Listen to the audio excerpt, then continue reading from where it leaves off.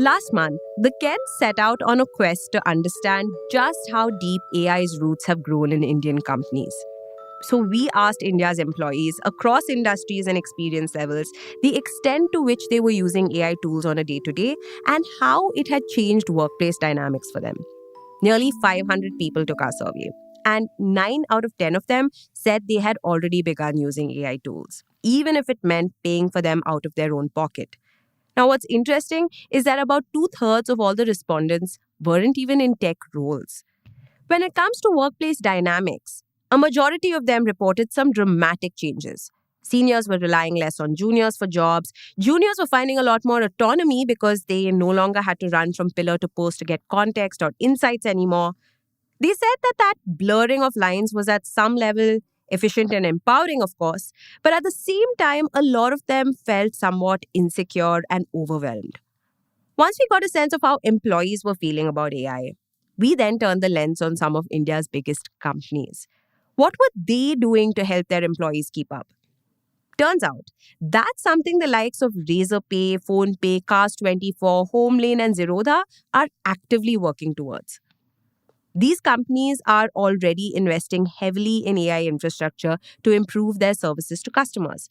But they've also realized that it is important in the long run to invest on acquainting their workforce with AI tools. So they are taking enterprise licenses for generative AI tools, not just for their engineering team, but across departments. At Razorpay in particular, founder CEO Harshil Mathur has been making it a point to ask every interviewee about their use of AI tools. He typically posts questions like, what's the one thing that's changed in your job since tools like ChatGPT became available? Or where do you see AI's biggest value add in your role? Or how can AI reshape your profession in the next 3 to 5 years? And what excites you the most about it? Now, these are questions he's been asking every single applicant, irrespective of role or management level. And he's been asking them for the last couple months. But so far, just about one-third of the candidates he interviews seem to have the familiarity he's looking for with the technology. So you see why it is integral for companies to step in and take the reins when it comes to their employees adopting AI. You see, today, the 13,000 odd employees who work among these firms are in a petri dish of sorts. If businesses pay about $20 to $30 a month per employee for various AI tools, can they create the right medium to drive their adoption? Well, let's find out. Welcome to Daybreak, a business podcast from the Ken. I'm your host, Rahel Philippos, and I don't chase the news cycle.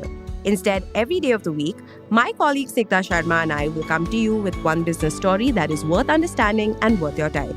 Today is Wednesday, the 10th of June.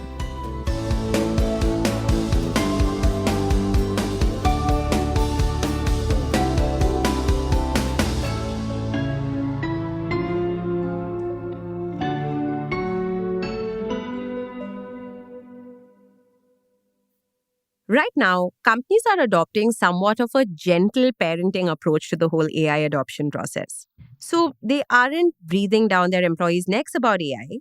Instead, the idea is to get the license, give them access, and then let them go explore and have fun. But the thing is, before you know it, things will get real. Because most of these companies do have targets in mind.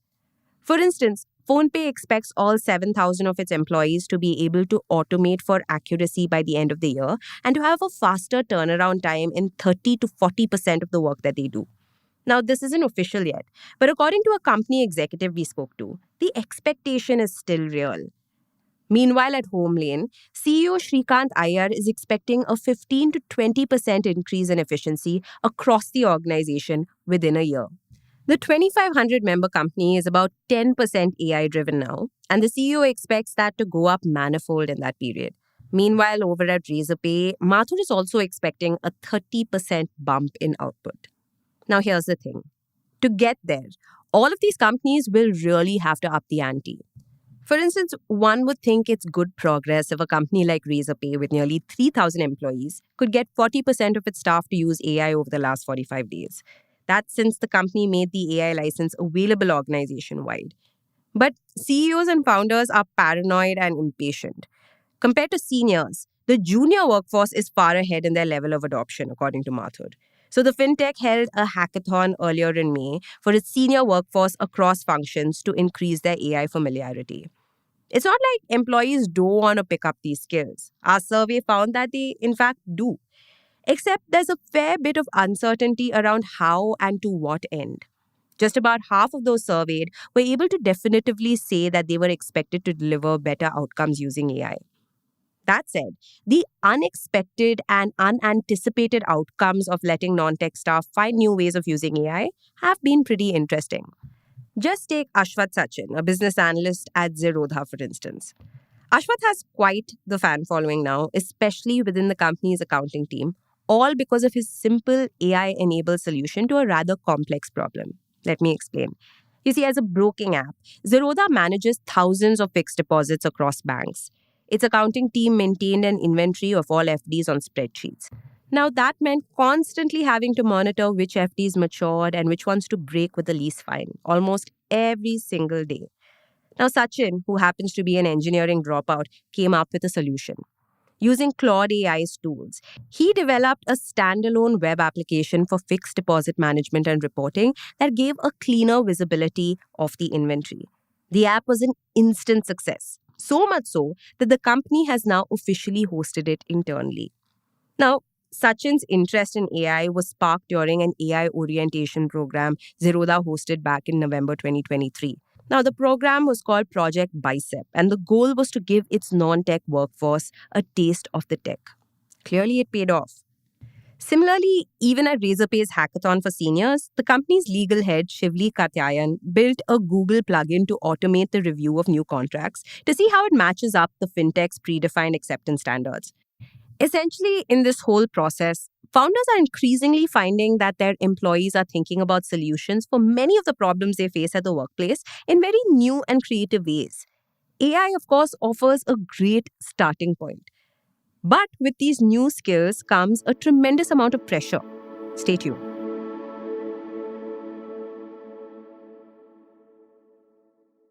Our survey found that most employees are dealing with new ground rules at their workplaces. For starters, most of them expect their workplaces to become quote-unquote high-performing very, very soon. And with that, they find the lines between roles, designations, hierarchies all blurring. For instance, product managers are now discovering that they can do what engineers do. The same applies to engineers as well. But an interesting distinction that emerged out of the survey was that junior-level employees are far more open to using this tech and also use it a lot more frequently than those at senior levels. For instance, an executive we spoke to at Phonepe found that the junior employees at the firm are placing a lot more requests to use new tools. Now, that's concerning because like Shrikant Iyer pointed out when he spoke to us, your experience and knowledge is obsolete if the senior workforce doesn't adapt and relearn quickly. Now, the reality is inescapable. Going forward, what companies save from hiring more will go towards building infrastructure. The early signs of that risk are already visible. As a survey respondent put it, everybody just seems to focus on solving problems using AI rather than actually solving problems. Kailash Nath, the CTO of Zerodha, said whether or not you used AI to solve a problem will soon become the measure in many organizations. But that could end up backfiring because you may end up having more tools than you can manage. Now, that makes employees nervous. They believe going forward, there will be very little leeway at workplaces. Employers will become far more anal about things like timelines. They worry about the constant demand to be fast and tech-savvy. After all, this is a new language of work. Homelane's Iyer puts it quite well. He says the real MVPs that will emerge out of all of this will be those who can unlearn the fastest.